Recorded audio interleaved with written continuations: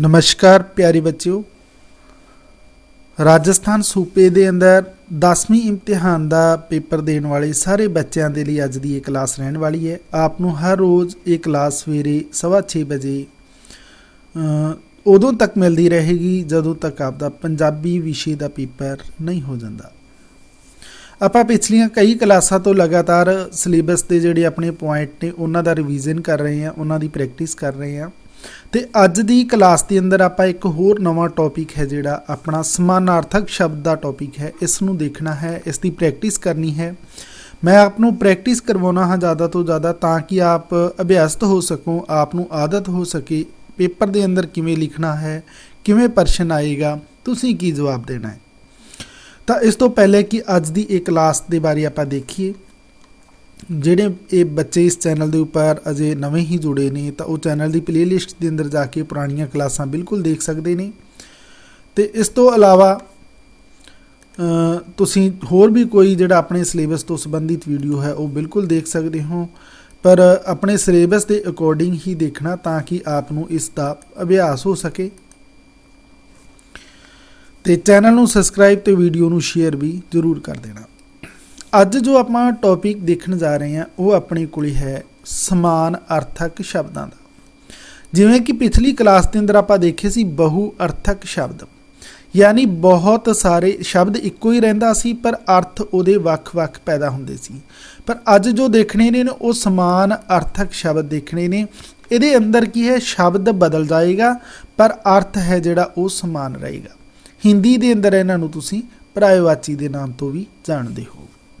तो आओ आप कुछ शब्दों की प्रैक्टिस कर लेने ताकि आपू ये अनुमान हो जाए, पता चल जाए कि पेपर के अंदर ये शब्द किस तरीके के पूछे जाएंगे तो आप उन्होंने किवें जवाब देने ने। अपने कोल एक शब्द आता है उस्तत। तो देखो उस्तत शब्द नूं आपां होर किवें लिखना है। पेपर के अंदर ये पूछा जाएगा आपनूं कि हेठ लिखे शब्दों के बहुअर्थक शब्द बनाओ, घट्टो घट्ट 2-2 या 3-3।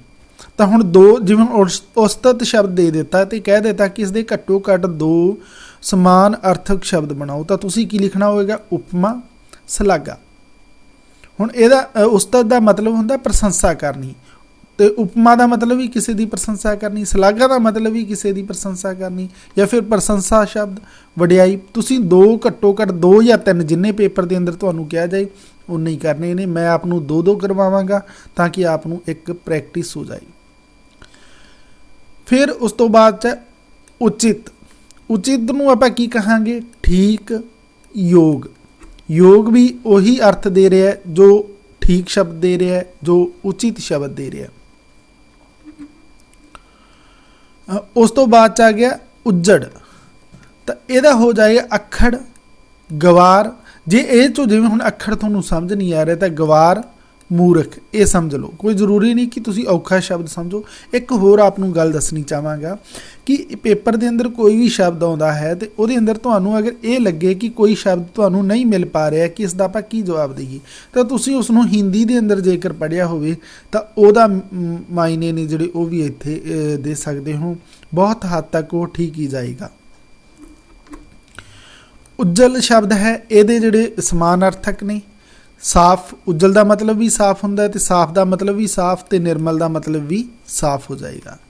उजाला, उजाला का चानण हो जाएगा, प्रकाश हो जाएगा। उत्तम, उत्तम का चंगा हो जाएगा, श्रेष्ठ हो जाएगा।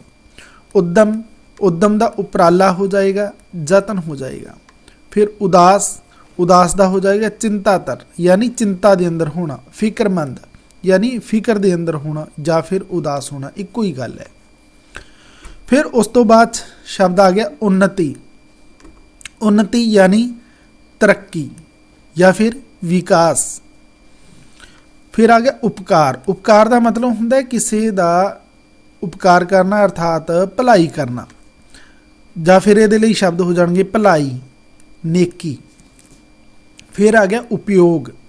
उपयोग के लिए हो जाएगा वरतों या फिर लाभ।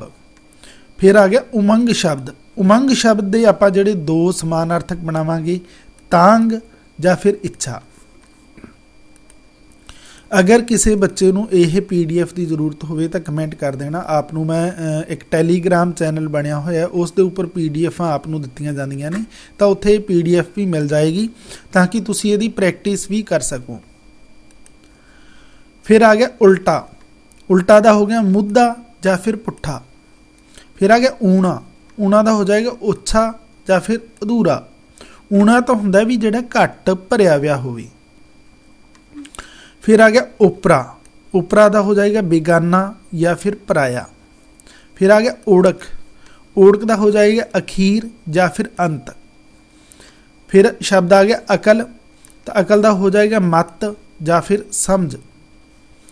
उस तो बाद आकाश। आकाश का हो जाएगा आसमान या फिर गगन। फिर आ गया माणा। तो माणा का हो जाएगा न्याणा या फिर अनजान, यानी जिसनों हजे समझ ना होवे। न्याणा भी उन्होंने कह दिंदे आ जिहड़ा बच्चा हुंदा है, यानी जिन्हों समझ पूरी अजे नहीं हुंदी। फिर आ गया अडरा। अडरा नूं कहा जाएगा वख या फिर अलग। फिर आ गया अंतर। अंतर नूं कहा जाएगा भेद या फिर फर्क। फिर आ गया अनाथ। अनाथ नूं आपां कहांगे यतीम या फिर बेसहारा। अमन। अमन नूं कहा जाएगा शांति या फिर चैन। चैन का मतलब हो गया भी आराम नाल टिक जाना या फिर बिल्कुल सुख शांति नाल रहना। शांति का मतलब भी वही है, अमन का अर्थ भी वही होया। यानी इन्हां दे अर्थ समान ने, शब्द बदल गए। जिवें देखो अमीर। अमीर का मतलब की हुंदा धनवान या फिर धनाड़। शब्द तीनों वख-वख ने पर अर्थ तिन्हां दा मतलब जिहड़ा है वो इक्को ही है, भाव है जिहड़ा वो इक्को ही है। फिर आ गया अर्थ। आप नूं पेपर के अंदर कोई एक शब्द दिता, जिवें मान लो भाव शब्द लिखता कि भाव शब्द दे कोई दो समान अर्थक बनाओ, तो तुसीं लिखोगे अर्थ ते मतलब। भाव तो पेपर के अंदर ही होएगा, जो पेपर के अंदर होएगा उसनूं छड्ड के तुसीं बाकी दो लिखने होणगे, दो या तीन जिन्ने करन दे लई आप नूं कहेगा। फिर आ गया आरंभ। आरंभ का मतलब होंदा आद या फिर शुरू। फिर आ गया अलौकिक। इहदा हो गया अलोकार या अनोखा। फिर है आज़ादी। ਇਹਦਾ अर्थ की ਹੁੰਦਾ ਸੁਤੰਤਰਤਾ या स्वाधीनता। फिर आ गया आथण। आथण देखो एक मलवई भाषा का शब्द है, इनू आप शाम या संझ भी कहने हैं। फिर आ गया आदर। आदर का होंदा माण या फिर इज्जत। होर भी बहुत सारे शब्द दिते ने, तुसीं प्रैक्टिस कर लेना। मैं आपनू दो दो जिहड़े शब्द ने उन्हां दी प्रैक्टिस करवा रहा हाँ। फिर उस तो बाद अपने कोले आ गए ਆਪਾਂ ਇੱਥੋਂ ਤੱਕ ਦੇਖੇ ਸੀਗੇ ਆਥਣ ਸ਼ਬਦ ਤੱਕ। ਆਥਣ ਦੇ ਸੀ ਸ਼ਾਮ ਤੇ ਸੰਝ।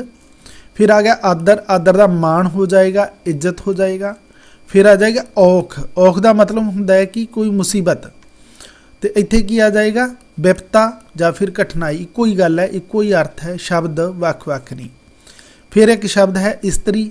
ਇਹਦਾ ਸਮਾਨਾਰਥਕ ਹੋ ਜਾਏਗਾ ਤੀਵੀਂ ਜਾਂ ਫਿਰ ਔਰਤ। फिर आ गया इकरार। ਇਹਦਾ हो जाएगा कौल या फिर वचन। फिर आ गया इंसान। ਇਹਦਾ हो जाएगा आदमी या फिर बंदा। उस तो बाद सस्ता। सस्ते का हो जाएगा सवला या फिर हौला।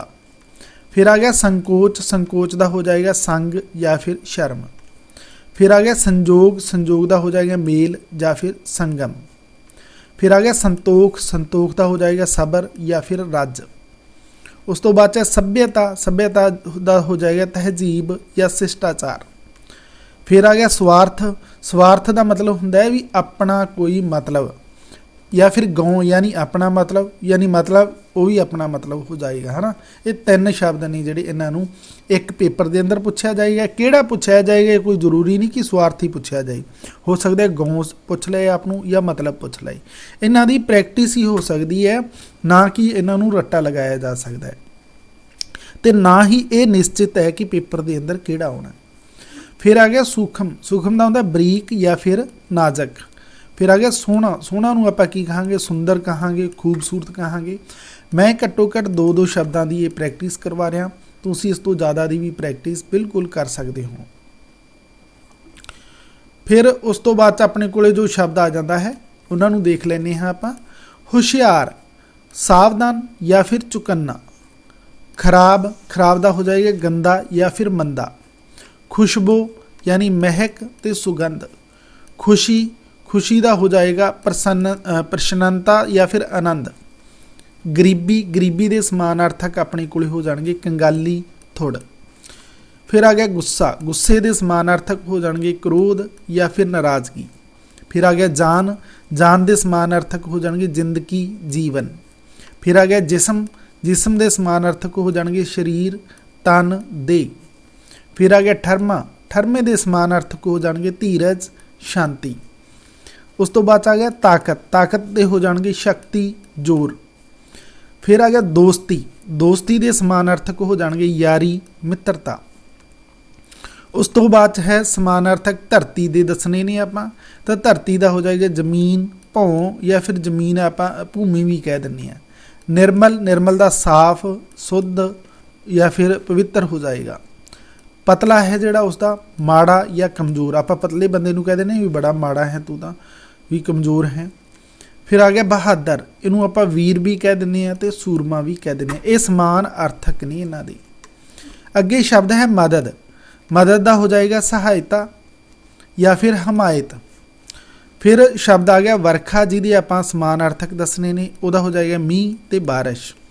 तो हुण अपने कोल एक लास्ट शब्द आ जाता है वैरी, जिहदे आपां समान अर्थक दसने ने, यानी समान अर्थ पैदा करने वाले शब्द दसने ने। जिहड़े शब्द तां अड होणगे पर अर्थ समान होएगा, वो होएगा विरोधी ते दुश्मन। देखो मैं आपनू दो दो शब्दों की ये प्रैक्टिस करवाई। ये आपनू PDF चाहिए होवे तां टैलीग्राम चैनल के उपर मिलेगी। तो इस तो अलावा भी आपके कोई भी कमेंट है जोड़ा उसका मैं बिल्कुल जवाब देंगा। अगर तुसी कोई भी पूछना चाहते हो या फिर अपनी जमात के अंदर जाके अपनी क्लास के अंदर जाके अपने विषय अध्यापक तो भी, पंजाबी विषय अध्यापक तो भी ये गल जी समझ सकते हो। हुण इस तो बाद अपने को एक टॉपिक होर आ जाता है, वो आ जाता है विरोधी शब्दों का।